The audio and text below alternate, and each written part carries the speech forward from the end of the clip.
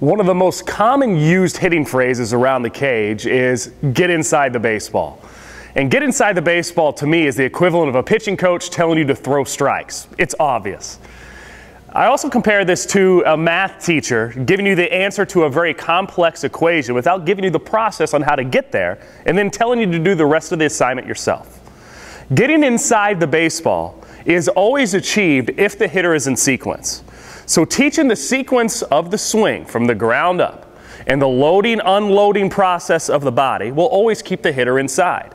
So what hitting coaches tend to do is focus on the contact portion of the swing, telling hitters to get inside the baseball with their hands without getting them through the process of the sequence.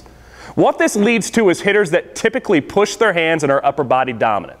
This leads to hitters early committing to the ball and committing to the ball before they get all the necessary information about what the pitch was. Hitting coaches that are striving for their hitters to get inside the ball with their first cue tend to swing from the top down and reverse the sequence.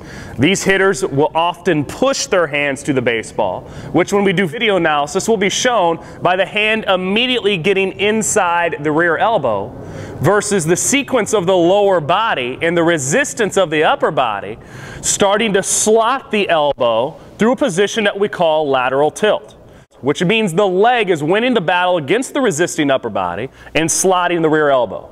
When this happens, initially the elbow will lead the hands, and then as the bat is spent or launched, the hands will catch up and get to the position of connection where the hand, the rear elbow, and the hip line are all almost met up. Sometimes the hand is a little ahead of the rear elbow at this point.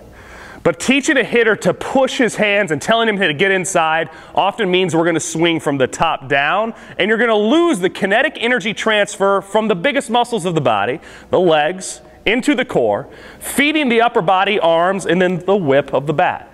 So we're going to swing with a lot more force and muscle, a lot more effort in the upper body with a lot less bat speed. So that's a big drawback when we tell hitters to get inside and they end up pushing. Finally, there is very little barrel whip or delivery for hitters that push this way.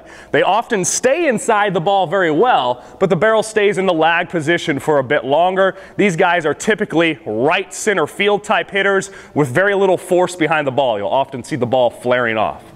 So for us, we want to teach hitters to get inside the ball the correct way, and you do that by being in sequence. Teach the process. Teach how to be in sequence, and as for me as a hitting instructor, I never have to tell a hitter to get inside the ball, because they always will be if you're in sequence.